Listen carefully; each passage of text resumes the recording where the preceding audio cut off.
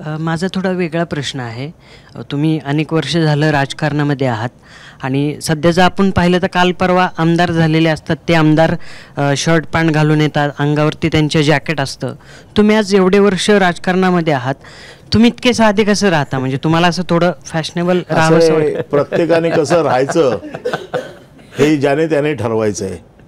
मी असं स्वतःला समजतो की मी कोणी जरी झालो तरी सगळ्यात पहिलं मी कार्यकर्ता आहे आणि ही कार्यकर्त्यांची भावना माझ्या मनातली मी मरू देत नाही आहे.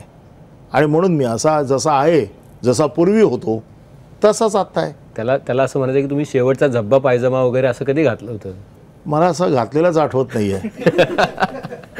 जॅकेट वगैरे तुम्ही कधी शिवलंच नाही? मी कधीच शिवलेलं नाही आहे. त्याच्यामुळे ह्याचं सुख काय असतं ते मी अनुभवलं नाही आहे आणि जी गोष्ट माहीत नसते त्याच्यातच सुख असतं.